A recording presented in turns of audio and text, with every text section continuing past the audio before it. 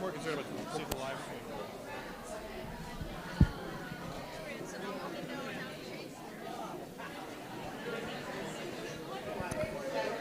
Good morning, and if you take your seats, we'll get started.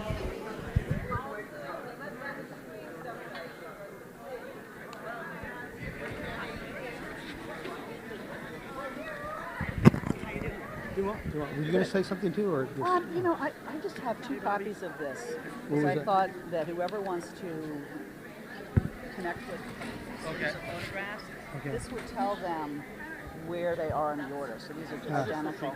Yeah, Okay, it's just a okay, reference. okay, great. I mean, do you want it? Sure, I Yeah, could use sure. one probably because. Yeah. 'Cause Thanks a million. Okay. for me, I kind of was very Yeah. into the gallery area. Right. Okay. Which is teed up first. Great.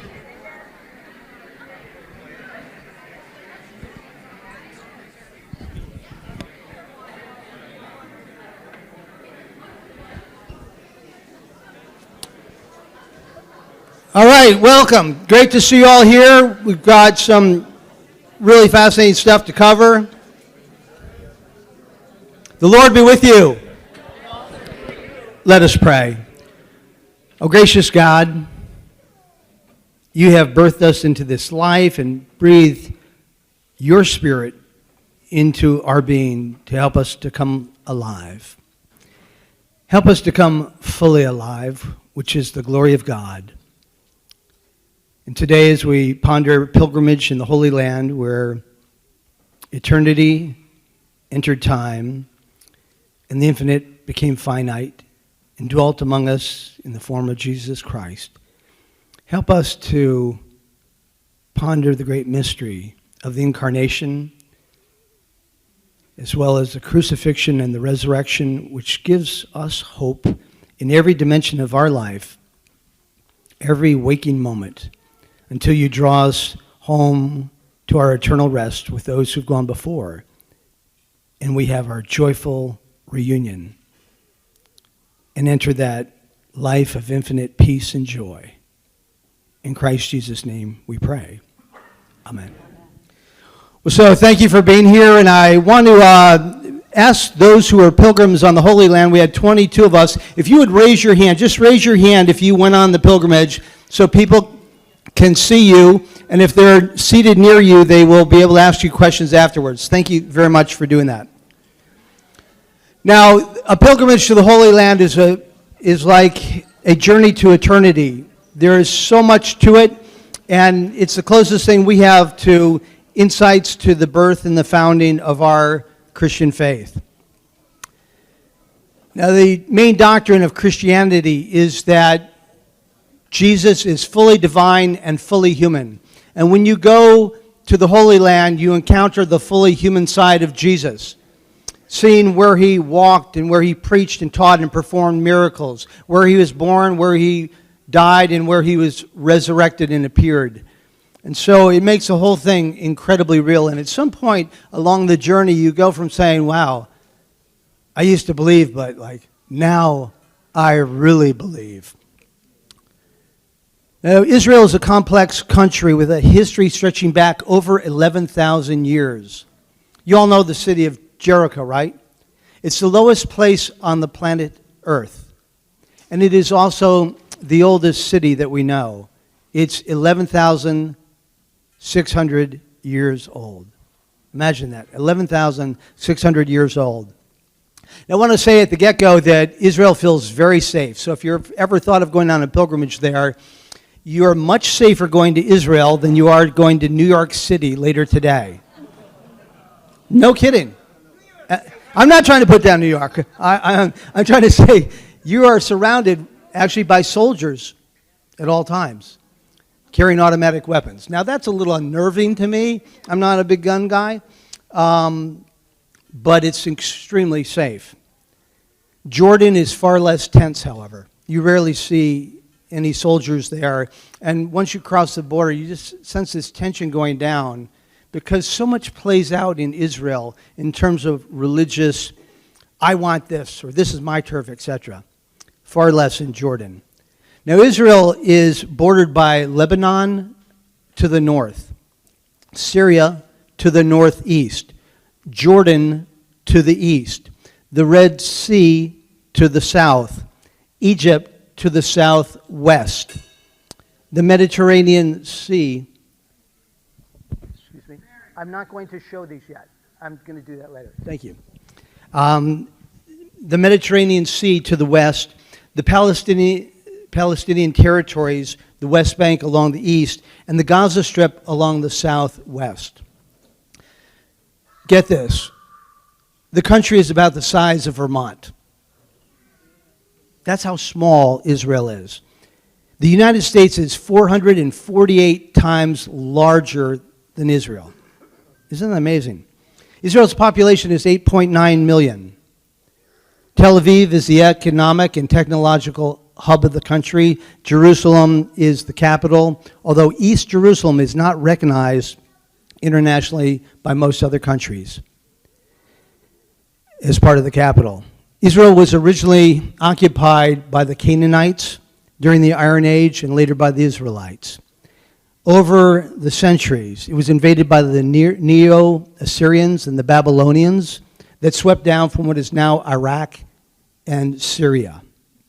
Over the centuries, it has been ruled by Macedonians, Seleucids, Hasmoneans, Christian Crusaders, Mamluks, and the Ottoman Empire. In 1798, Napoleon invaded Egypt and Palestine. He brought with him a large contingent of scientists, artists, and scholars whose writings made Arab and Turkish culture renowned throughout Europe and beyond, and people took great interest in the Holy Land in a way they hadn't for centuries. The British invaded Palestine in 1917, ending 1,200 years of Muslim rule, with the exception of an 80-year period during which the Crusaders were in control of the Holy Land. Now, after World War I, the Allied powers assigned the mandate for Palestine to Britain, and the Brits created the Balfour Declaration, paving the way for a national home for the Jews in Palestine.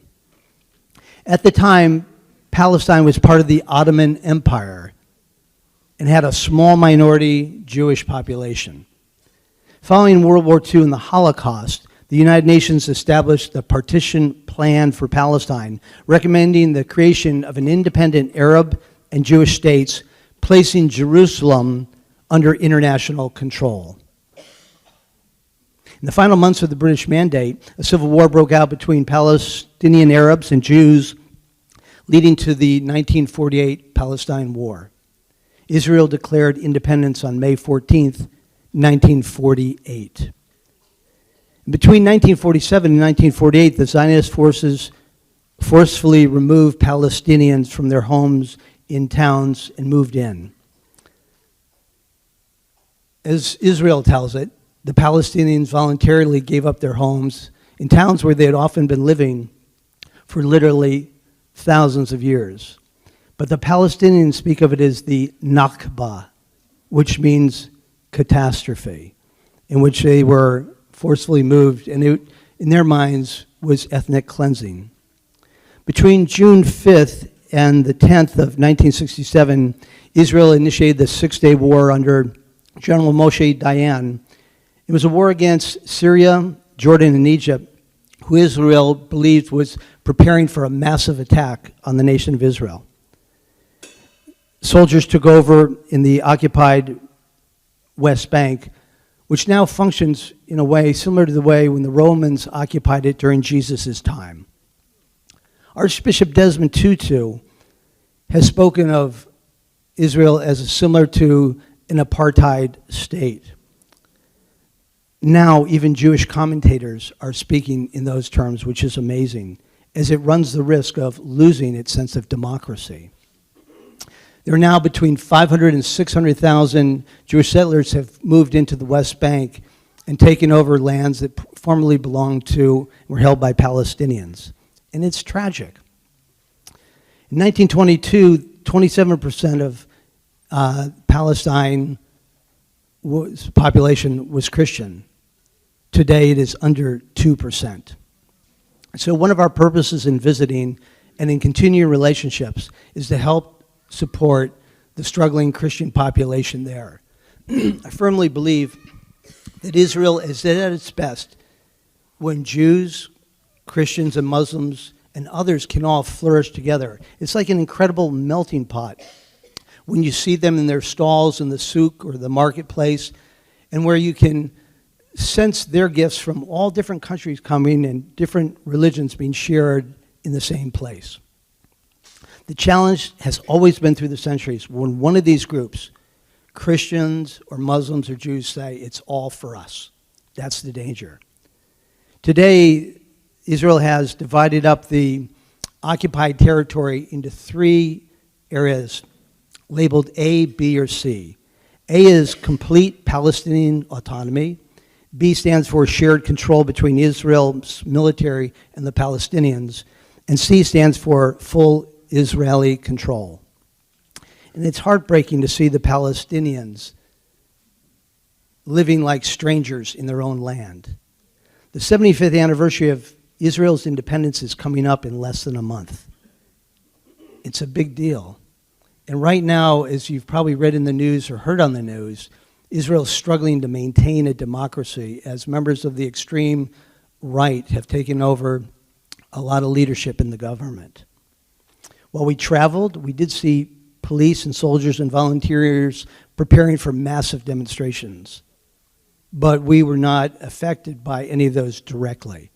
But the day after 14 of our pilgrims flew back to the United States, the Tel Aviv airport was closed, and the border to Jordan was closed, but fortunately 8 of us had crossed over the day before.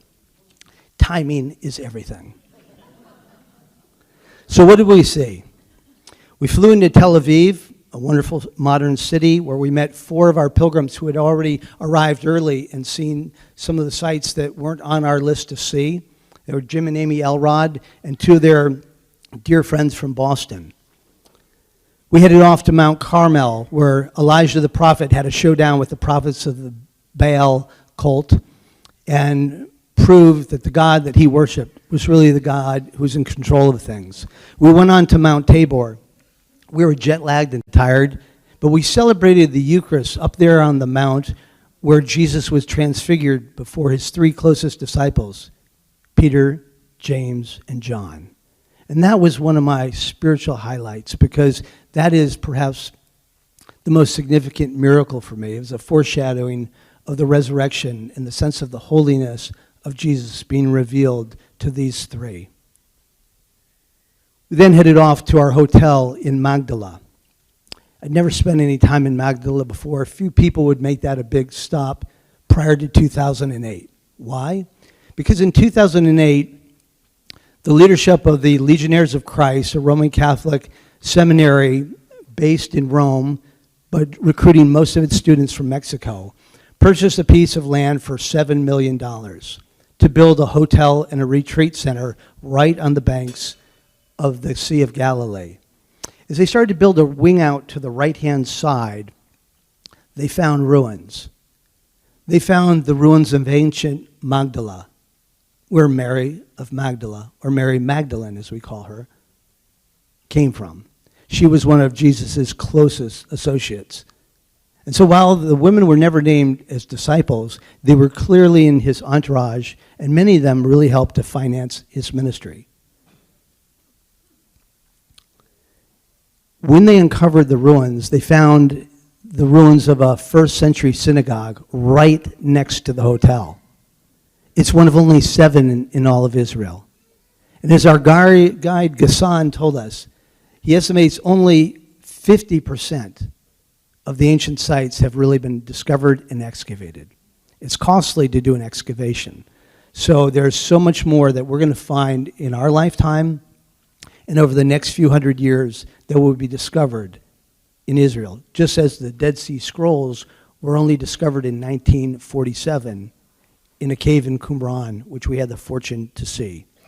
So we had this spectacular site where we stayed for 3 nights and used as our base as we toured around the Galilee, where Jesus did most of his ministry. That's north of Jerusalem, all along and around the Sea of Galilee. We visited the Mount of Beatitudes, which Bill Drake will share about his personal experience there shortly. The Church of the Primacy of Peter, where Jesus told Peter, "Upon this rock I will build my church." And he changed his name from Simon to Petrus, which means rock in Greek. He essentially became the original Rocky, as in Rocky Balboa. Nazareth, where Jesus was raised.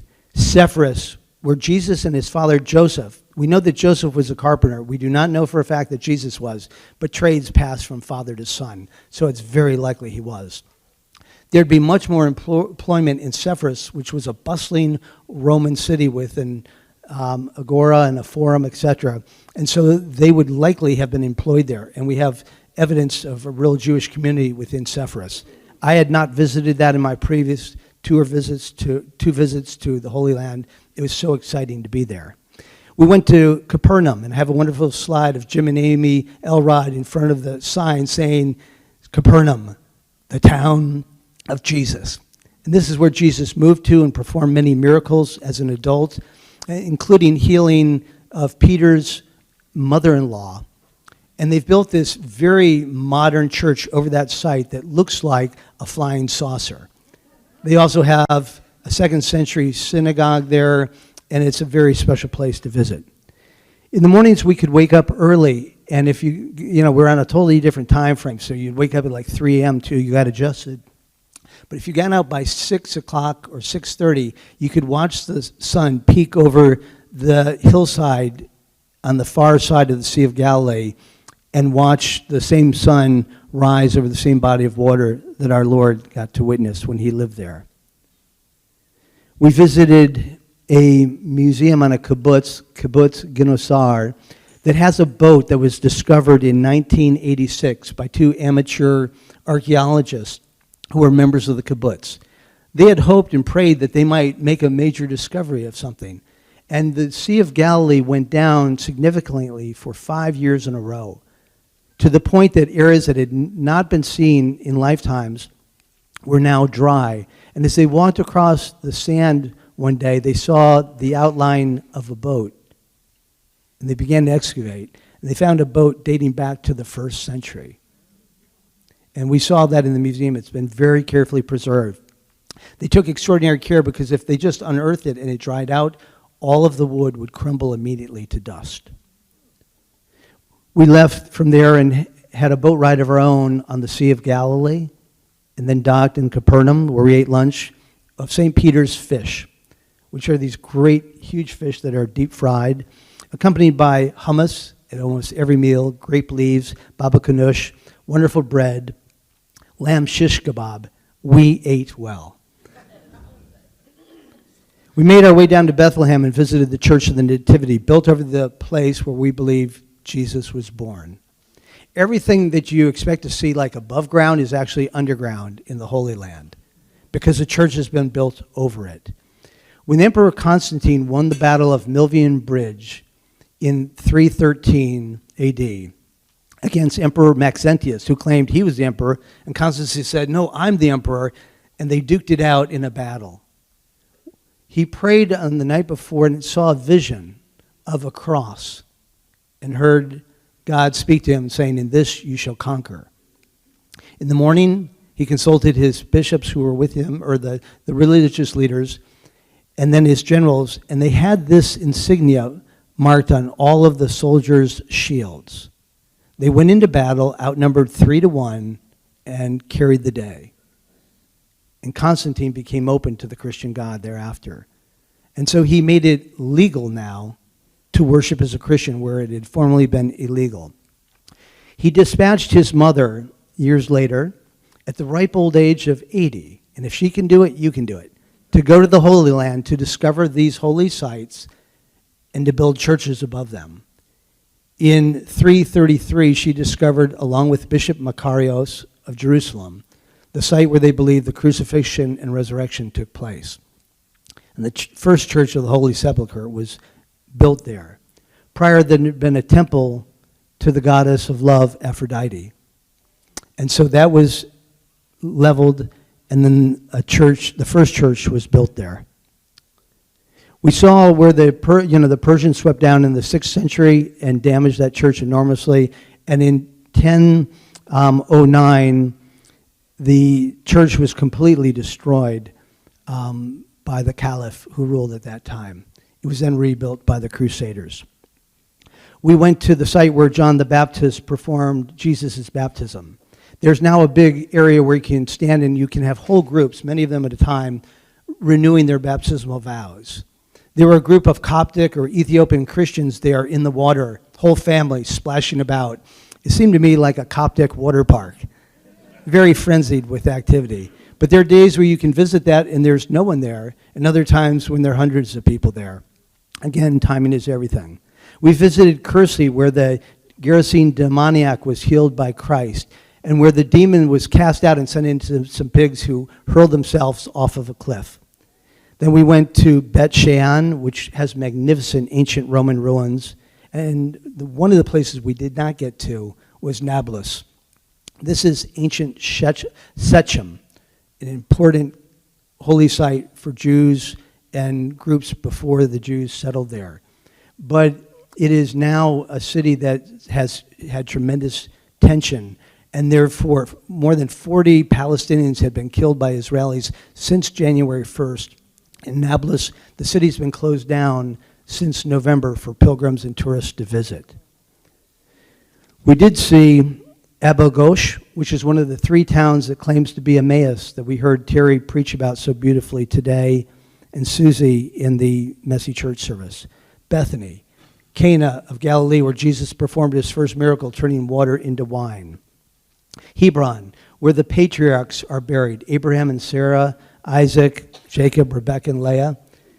That is a tense place to go into, and on many occasions that will be a city that's closed to pilgrims and tourists. But we are fortunate to be able to enter it this time. A Jewish terrorist had gone in there in 1986 and massacred 27 Muslims at prayer. They have now divided that sanctuary because the Jews feel great. It is their heritage as well. So the mosque, or the tomb of the patriarchs, is divided in half. And at one point there's a plexiglass bulletproof wall to keep anyone from shooting from one side into the other. It gives you a sense of the tension that all of these people live under. We also in Jerusalem saw the Church of the Pater Noster, which is where the Lord's Prayer is on the walls in beautiful mosaics in over 200 different languages. And people go around, define their language, even if it's a dialect from Spain, such as Aragonese. We saw the Garden of Gethsemane, the Temple Mount, the Dome of the Rock, the Al-Aqsa Mosque, and the Via Dolorosa, which we walked, which is the path we believe Jesus took approximately as he carried his cross to be crucified. We later visited the ancient town of Madaba in Jordan. 8 of us went over to that. This is where they have the oldest map of Jerusalem that we have. It's a 6th century mosaic created back when Madaba was a thriving Christian town. And then during the Middle Ages, it was abandoned. And in the 1880s, when it was repopulated, the mosaic was rediscovered, and they built the main Greek Orthodox church in that town over it. Sadly, they put one of the pillars to support the roof right through part of the mosaic. But the 3D rendering of Jerusalem on it is breathtaking and completely accurate. We also made our way to Petra, which is really a must-see in your lifetime. Everyone will see, and I'll show a picture of the main temple, the treasury that you'll see, but you can walk for several miles and see incredible ruins all along the way and climb up to the monastery that has now been unearthed. And you can also go to a spot where Jim Elrod and I went called the world's most beautiful view, and I think it was undersold. It was spectacular. We'll show a picture in just a minute. One couple in our group went down to Wadi Rum, where the Exodus occurred, and where Lawrence of Arabia was filmed. They had a spectacular day doing that. Well, the rest of us visited the Karak Fortress, one of the greatest surviving medieval castles in the Holy Land from the Crusader period. And now let me show some of these slides, and I'll just skip through these quickly.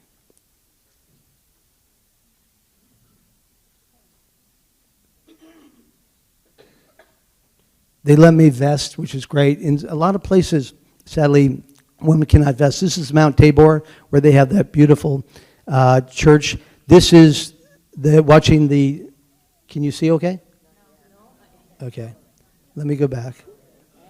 Okay, want me to go back on this? Let's see.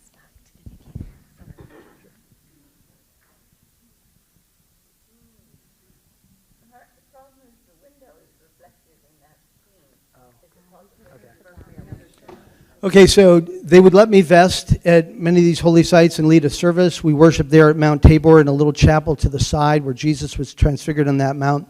Sunrise over the Sea of Galilee. These are some of the ruins right outside the hotel.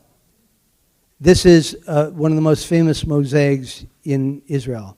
And this is Bet Shan, a site of great discovery along with the mosaics found in that area. A great ancient Roman city, the Syrianis and the Drakes. Free Palestine. It's an...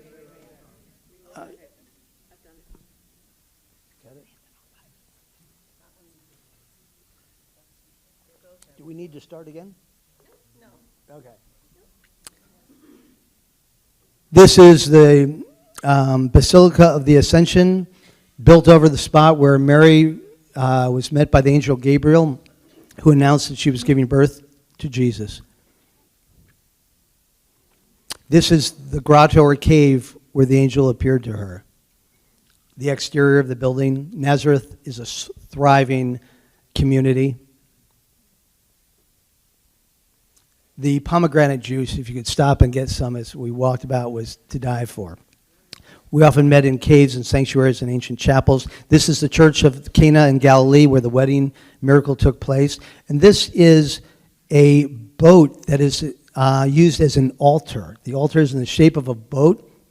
The cross is like a sail that's draped with a linen cloth. And it looks out over the Sea of Galilee. This was in the contemporary chapel designed by the Legionnaires of Christ, where we stayed in Magdala.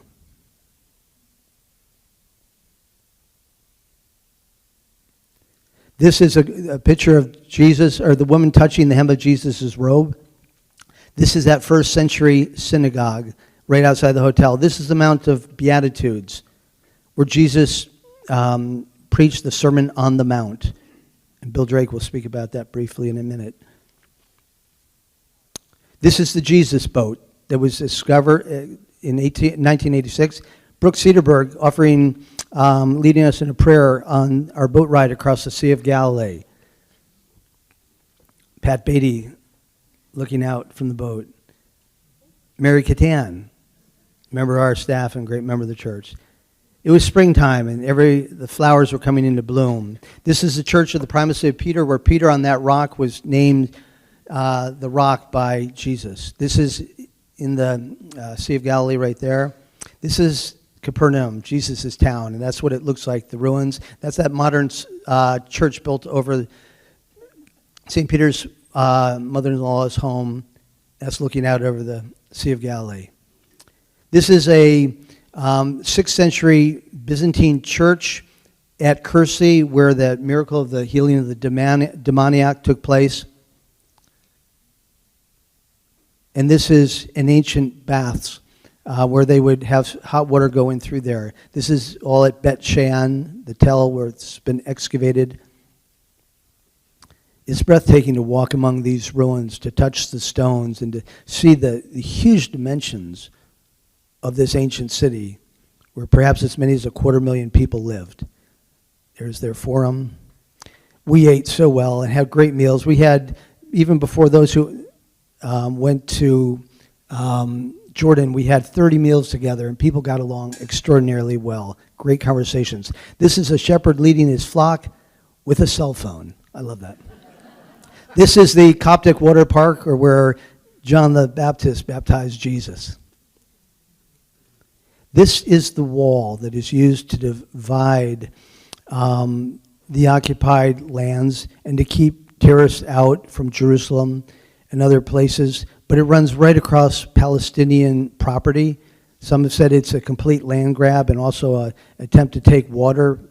But then huge developments have been built up on the other side that did not exist just 10, 20, 30 years ago. It's transformed the nature of Israel. The checkpoints are ferocious to get through for Palestinians. This is the Church of the Nativity built over where Jesus was born. It's an amazing church, and it's the oldest church in all of the Holy Land. These are Jews praying at the Wailing Wall. For many, this is the holiest site because it's the last remaining wall of the temple that Jesus would have seen. These are some of our pilgrims, Bill Drake and then Dean Wise and me. It was raining a little bit when we were there. The walls restored by Solomon in the 16th century. The ancient walls again. One of the churches where we celebrate the Eucharist. And this is the Cathedral of St. George's in Jerusalem, where we were able to attend worship. This is the exterior of it. And this is where we may stay on one of our future pilgrimages. And this is the Archbishop of Jerusalem, who we had the privilege of spending an hour with in a private discussion. An amazing man. He really strikes you when he speaks. He's almost like a Desmond Tutu figure, which the Holy Land so desperately needs. Someone who can speak in a positive and healthy way about all the groups, but also speak up about the great challenges facing the Palestinian Christians. Remnants of one of our meals. This is Brooks Aderbug debating whether to become a shepherd for a vocation. Of course, every time you take a picture with one of these animals, you're charged by the teenage boy who has it. This is our guide speaking to us in one of the caves and holy sites. And this is inside the Church of the Nativity. You go down underneath, waiting in a long line till your turn to go down there and to touch this site or pray there where Jesus was said to be born in that spot. Was it that exact spot? We don't know. But if it was 10 yards to the right or 100 yards to the left, you know that that part of the world, it's got to be the holiest place where the eternal God became finite in time. This is inside the tomb of the patriarchs in Hebron.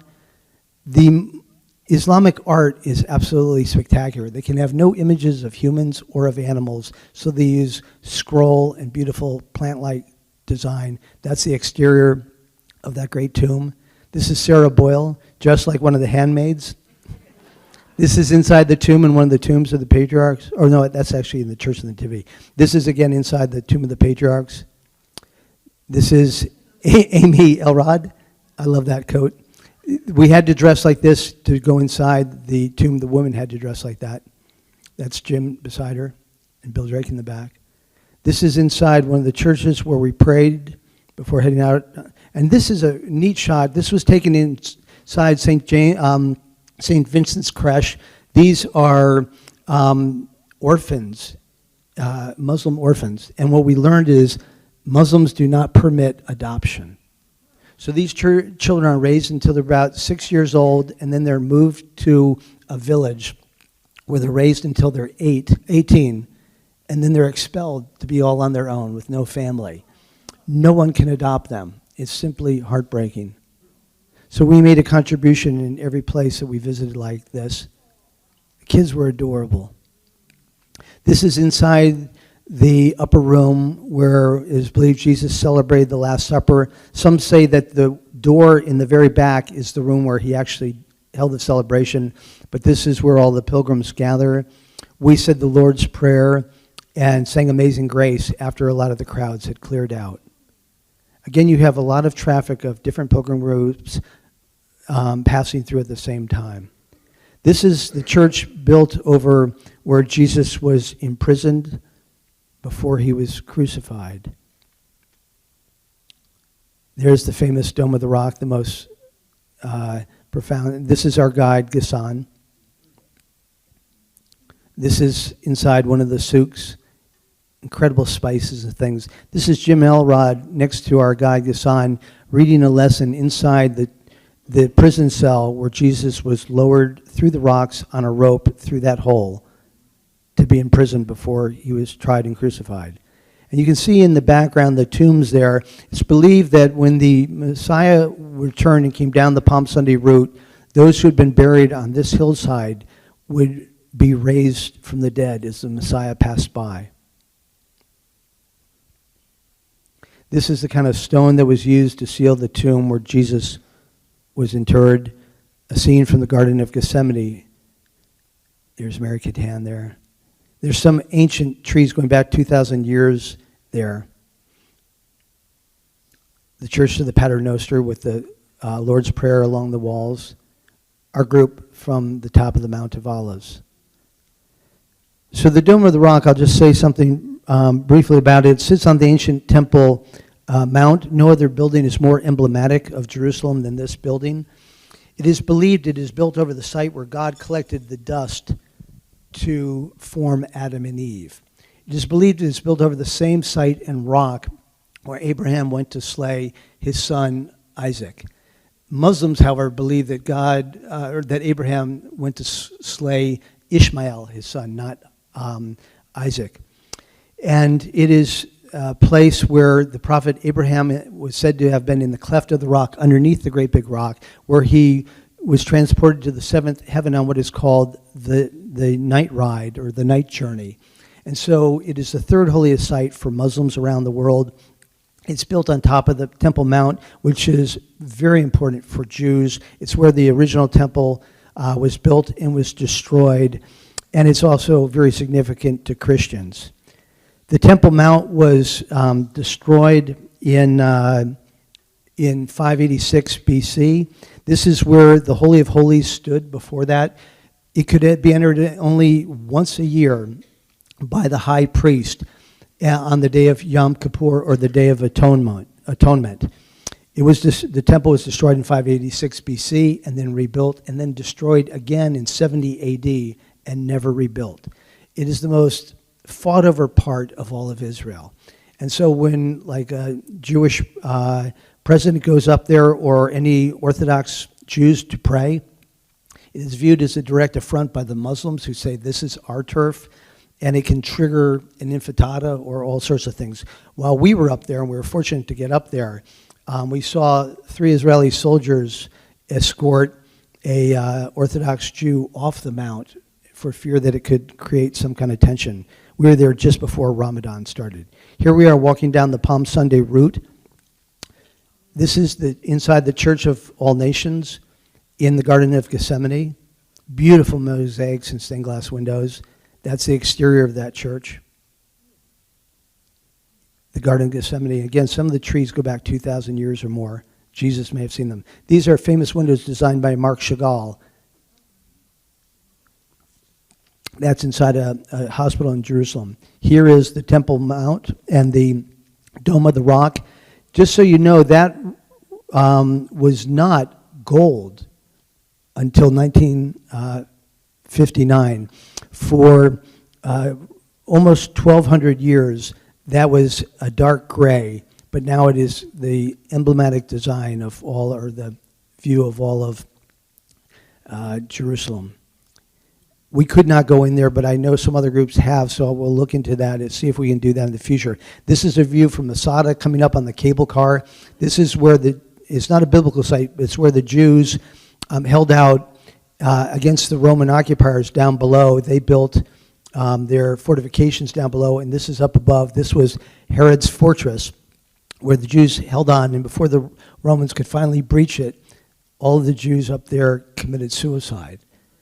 It is where all Israeli tank commanders are sworn in to this day as a sense that you will fight to the very last breath. These are the caves in Qumran where the Dead Sea Scrolls were found by a little shepherd boy in 1947. This is Pam Ferraro doing the scissor kick, and others lathering up with mud in the Dead Sea. And it's really hard to get your legs to go down. You just float like a cork. Brooke Sederberg riding her new car, which is a camel. This is our meeting with the Archbishop of Jerusalem at its conclusion. He's a wonderful man. We hope to invite him here to be our guest preacher one day. Now, these are important. Mary Catan is going to come up in a moment and share some stories about some of the living stones we met with. But the woman who has a hijab over her head is a Muslim woman whose son went into distress, and she tried to drive him with her husband through 3 security checkpoints, and she was not permitted to do so. He was turned away on 3 occasions, even though her son was dying. And by the time she was allowed clearance and got her son to the hospital, she was told she had to leave immediately and could not stay with her son, who died shortly thereafter. Next to her is a young Jewish mother whose sister served in the Israeli army and was blown up by a Muslim terrorist. They are part of a group now that goes around and gives testimonials about what it's like to lose a beloved one to this violence and how to move forward in reconciliation. We scheduled to have them come in to speak, and it was extremely powerful.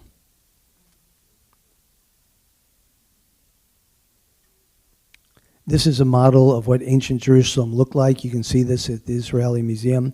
These are some of the old remaining signs that are written in Hebrew, Arabic, and English. They were designed by an Armenian who produced these beautiful handcrafted mosaics. The Church of the Nativity at night. These is where we walk the Via Doloroso through the caves, underground. Most of the walk is really 13 meters under the ground today, but there's sites you can walk right in it. And this is that beautiful contemporary chapel from the Sea of Galilee. This is inside the Church of the Holy Sepulchre, the tomb, where only 4 people can enter at a time inside the sepulchre, the most holy site of all of Christendom. 6 different religious groups kind of hold down parts of the inside of the sepulchre.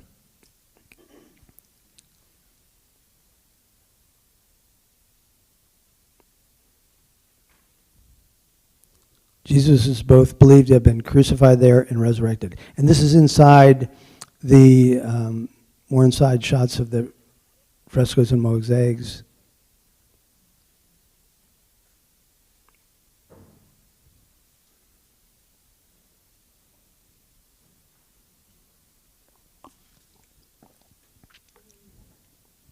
The ancient walls we were staying in.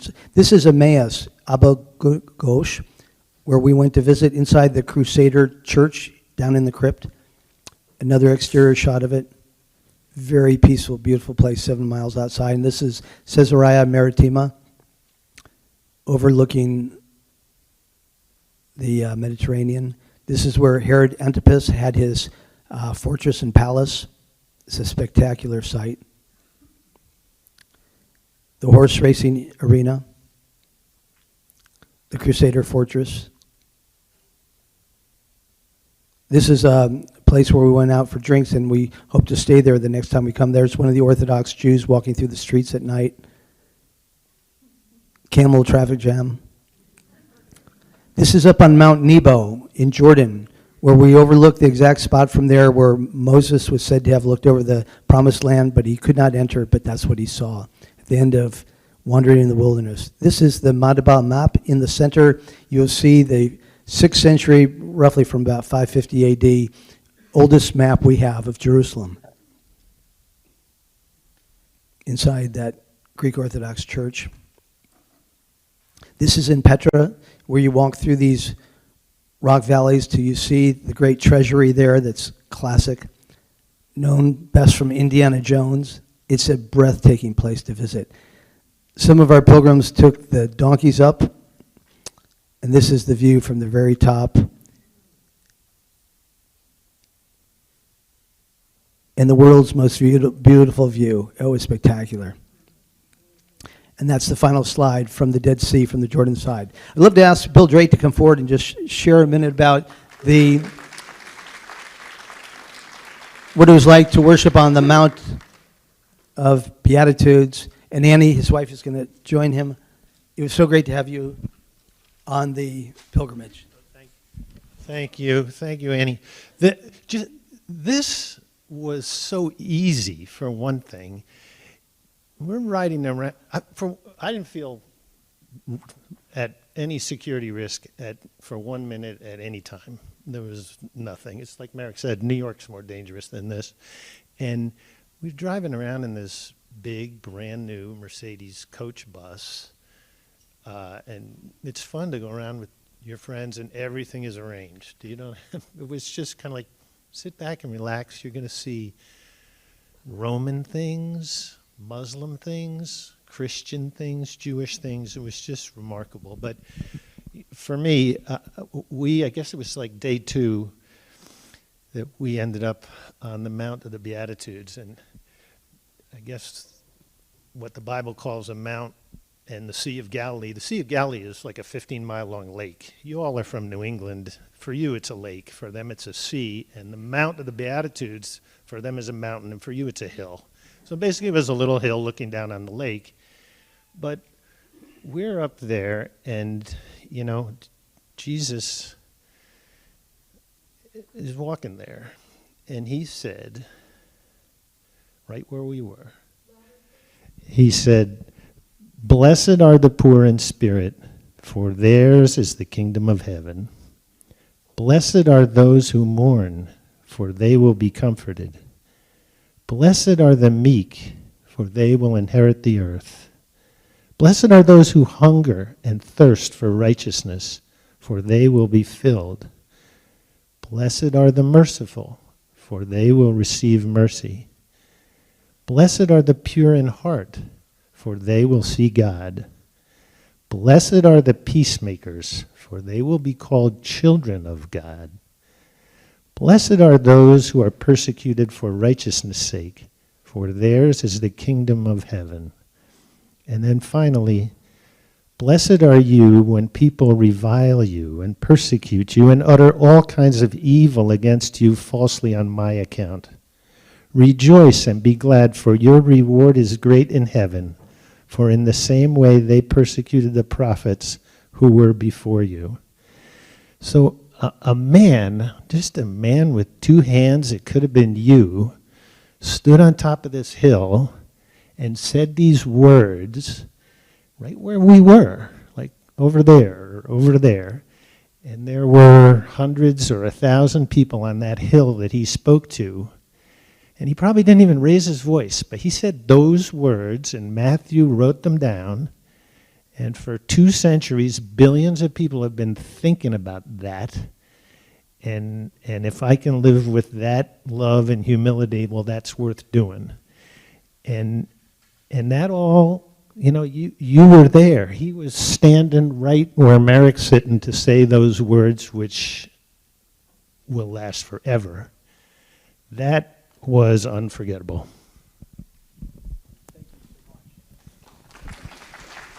Thank you, Bill and Annie. It was so great to have you on the pilgrimage. And we're hoping to organize 2 more pilgrimages over the next 2 years. One will be kind of more deluxe, and one will be more bare bones. And if you have an interest in going in either, please send me an email. Jim Elrod, would you just share a little bit about your own experience being on there? Jim's a graduate, by the way, of the Yale Divinity School, and it was great to have Jim on board with us. Thanks, Merrick. I want to talk about the so what. Was this just a terrific vacation for a group of fortunate folks, or are there knock-on effects, consequences that you bring back with you? And in my case, there have been. It's early days, but my reading of Scripture is very different now, having understood context, as Bill described. I want to very briefly walk you through the first chapter of Mark, the oldest gospel that we have. And you'll see, I hope, what I mean by this. So Mark starts by invoking Isaiah, those great words from Isaiah 40 we all hear during Advent about the voice crying in the wilderness, in order to introduce John the Baptist. And immediately Jesus comes from Nazareth to be baptized in the River Jordan. We see proto-sacraments beginning to emerge that are codified by the early church over the next couple hundred years and become central to the faith. The next thing Jesus does is walk north along the Jordan to the western side of the Galilee and start recruiting. He gets Andrew and Peter and John and James, off of their fishing boats. Now, we stayed, as Merrick has showed you, on those very shores. And we saw that fishing boat, the Jesus boat that he talked about. So we see the beginnings of evangelism. The next thing that Jesus does is go to Capernaum, which you've also seen here today, to visit a synagogue to preach and teach. And we saw that second century synagogue and have a sense of the dimensions and the area where he would have performed these first acts of preaching and teaching. Jesus is then immediately called to Peter's house because Peter's mother-in-law is ill, and he goes there and heals her. So the first act of healing occurs at a place that, again, we saw. And immediately after that, he goes out into all the towns in Galilee and begins to perform his mission in earnest. So before I had gone, I sort of saw these as independent serial events, kind of nice, good things to do. Having seen the context, I realized they're not a continuum, but they're an integrated whole that are in many ways kind of a Reader's Digest version of the faith that we profess, all in the first chapter of Mark. I never saw that and never would have seen it had I not been there myself. So I encourage you folks to consider doing it as well. Jim, thank you very, very, very much. Jim, by the way, is the chair of the board of the Berkeley Divinity School at Yale and is a great Episcopal leader. Mary Catan is going to speak briefly about some of the living stones, the people that we met along the way. It was not just about ancient ruins, but also about encountering the living Christians and also Jews and Muslims who are so much a part of what makes Israel so special.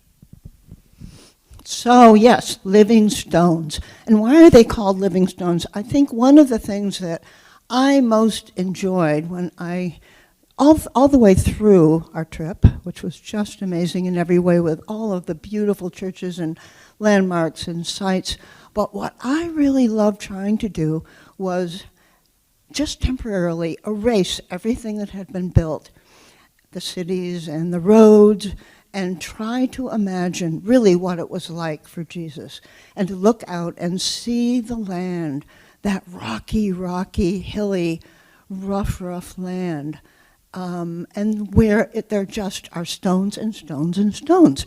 And so the expression living stones refers to people who are now of that land. And I guess of all the things that I came away with, what I most wanted to just highlight was my experience with some of the living stones that we got to meet along the way. And the first one, the thing that I also want to say is that Merrick's given you such a good sense, and others, of the incredible tension and the difficulty of living in peace with these three religions and different peoples trying to live together. And just the irony that this place of so much conflict is the place where the Prince of Peace was born, and they are still struggling with it so much. I guess the first person, this came up really early in the tour for me, where we gathered one night and we're talking about what had most impacted us. And what came to me was my experience of our beautiful guide, Ghassan. I think you saw a few pictures of him in a really crazy-looking jacket. But he was one of the people that I found not just following in Jesus' footsteps, but really living Jesus' commandments. He lived in the old city. He lives in the old city. His family has lived there, a Christian, and is just so aware of the way Christians are being marginalized and pushed out. But just who he was, and his favorite thing was to say when he would try to explain the conflict, he would say, I love everybody. I was like, whew. But then he would actually do it. He was just an expert. He was patient, he was kind, he was gentle, and he made sure we were kept safe. So he just touched me so much. That first night when we were sharing, I tried to articulate that, and I actually got tearful. And I thought, oh boy, this is really important, that I see people meet someone like Gassan who really seemed to be living the gospel. Then I think you also saw pictures of the orphanage and another person who jumped out, and people, women who were there, Sister Laudi Faras, Sister of Charity, who has been in this place for all these years, caring for, I think there were 50-some children, babies in that place. And as she walked around and talked to us, one was just clinging to her, and she was playing with him. But some of her comments were that it was like living like a living nativity scene right there outside of Bethlehem. And that for her, it was like caring for Jesus. So that was another really touching one. We also had a young man, not so young, maybe middle-aged, who's come from what's called the Tent of Nations, basically lives and works on a family farm. His name was Daoud, again a Christian, where formerly many, many acres have been encroached upon more and more from Jewish settlements, illegal Jewish settlements. And I mean, we could talk about him. He was just amazing, brought some of our group to tears. But talking about the art of peaceful resistance. And one of the quotes from him was, "In the face of great injustice, we should not hate, despair, or flee." I think for me, I might have been one of those who would flee. But again, he said, "We refuse to be enemies." And then you saw pictures of the two women in the parents' circle. Just hearing them speak of their grief, their deep, deep losses to death, and hearing them talk of their transitioning from rage to a message of peace. And it takes them a long time. They talked about grieving for 20 years, and then they were sitting there together with such beautiful interaction and warmth between them, and saying, "We believe it can be different." And then the wonderful Anglican Archbishop that Marek mentioned, that was another real treat. And the whole thing, really, these people that we met, you know, in a way it reminded me of one of the favorite quotes that we have from Mr. Rogers, who would say, in a time of a crisis or some catastrophe, look for the helpers. And so what I came away with and realizing was important to me is to look for the peacemakers in this world of ours. So that was really not what I expected so much to find, but that was really an important gift to me from this trip. Mary, thank you. It's such a joy to have you on our journey. Carolyn Murgy Armstrong is going to just share a bit about the not-so-living stones, but Carolyn studied archaeology at university, and it was so great to have her with us on the pilgrimage. So who here is a history buff? Anybody love history and history sites? And well, I mean, this is the trip for you, believe me. As Marek pointed out, Jericho is tens of thousands of years old, and we went all the way through Bronze Age to early Greek and early Jewish, actually, history, which was new for me.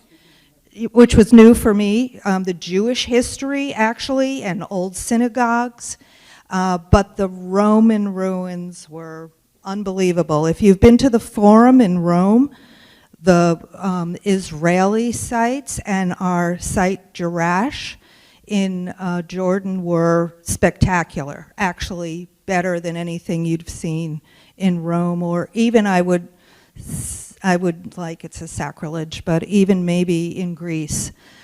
So please sign up for this trip next time and go and explore, not only because there's a community of people that will go with you who love Jesus and want to walk in his footsteps as you do, and who are just wonderful, and I love you all out there who came with me. But also because there was a visitors aspect, the travel aspect, which of course for me was part of the history. But I kind of had to step back a little bit from that because I was so wrapped up for a few days in the politics and the history that I needed to focus on what I was there for, which was the pilgrimage and walking in Jesus' footsteps. And I encourage you, as Merrick said to me a couple years ago, he said everybody should go on a pilgrimage, and all of you should go on this pilgrimage. Thank you. Thank you so much. We have Pat Beatty and her granddaughter Brooke to come forward. They went as a family along with Pat's daughter-in-law Michelle. Did I miss anyone who had prepared remarks for a group? Okay, I think that, so you get at the back cleanup, and thank you so much for coming up. Hey. Hi. So this was not my first time in Israel, but this was the first time I had the privilege of bringing my daughter-in-law and my granddaughter with me. And I have to tell you, it was, oh, sorry. I don't like to hear my own voice. It was just incredible to have her see the Bible come to life. And she's going to be confirmed next month. And I could not think of a better gift to give her than to see these places as they were, as they are, and to share it with all of us. We went to the Western Wall, you saw a photo of it, on a rainy Sunday morning just like this. And we all put our petitions in the wall, and we prayed for peace, we prayed for lost ones, and then we just put our arms around each other and cried our hearts out. And Mary Catan came and put her arms around all of us, and we all cried together. And I have to tell you, that was so cathartic. It was just unbelievable. And also this group of pilgrims who came with us, some of them were people I've known here for years, some well, some not, not well, and others I didn't know at all. And by the time we were finished, we had all completely bonded. And it was sort of like Chaucer all over again, although we didn't tell bawdy stories at night. But it was just a really great experience to know more people here at Christ Church. And I really can't, well, everybody said this, but you've got to do this in your lifetime. And bring your kids with you. It's wonderful. Okay, you go. I prepared my speech. I experienced a lot of amazing things in Israel. Let me let you in on a few things. I swam in the Dead Sea, I rode a camel, I saw the Archbishop. My mom cries a lot. Every single Disney movie, I swear. My grandma, when I was younger, I thought she was a smart, frugal, well-put-together woman. When I would tell anyone about her, I'd let them in that she's far away from losing her mind like all the other ones. I recall my grandmother crying 3 times. Well, make that 4. Number 1, when she was reading out loud Edward Tulane for me. Number 2, my Aunt Allison's funeral. Number 3, the Wailing Wall. Seeing her crying hits me like a ton of bricks. When it was raining hard that day, I found out I had a hole in my shoe. I was soaking wet. That time just added more sadness. Experiencing all of this, this is me convincing you to bring other children here. Literally. The person closest to my age was probably like 50 years old. Thank you, Brooke. Spoken so beautifully. Thank you all for your attention. If you have any quick questions, we can answer them. Otherwise, we can stay later and you can discuss that. David, quick question? So you said in one of your sermons, Right. you mentioned the 27% and 2%. Right. And you said, you made a comment, the Israeli government makes it very hard for Christians. Can you give us some insight on that? Did you talk to the Archbishop about it? I've heard this for years, and you can talk to him. I hosted the former Archbishop of Jerusalem over in my parish in Philadelphia for a week, and they'll tell you if you want to put an addition on your house, have a bathroom repaired, if you want to get a new driver's license, it's 3 times harder if you're not an Israeli citizen. They just make it difficult. If you're going through a checkpoint, they might say you can't come through, And you'll say, why? They say, because you have a broken headlight. And you say, no, I don't. And then a soldier will break your headlight and say, now you do. It's acts of aggression that are blatant and like that just torture these people. And they finally say, I don't need this. I have relatives living in New Jersey. They're doing well. I'm just going to move. I love this country. I love my land, but I can't tolerate this anymore. And a lot of it is demeaning to them as individuals or to their family. Or if you're like trying to get to a hospital and you're not allowed to go through. If you've got your wife in the back seat and she's pregnant, about to deliver a baby, and you're told you cannot pass through. In fairness to the Israelis, they've had so many issues of terrorism over the years that they don't know who to trust. And so the Palestinians have been their own worst enemies many times. But it is just a real struggle to witness that and to hear people on all sides sharing how challenging this is. Other thoughts? Then I'll stay around for a couple of minutes, but thank you all for your attention. I'm sorry we went over, and thank you all who went on the pilgrimage, and for those of you who are considering the future. God bless you. Have a great week ahead.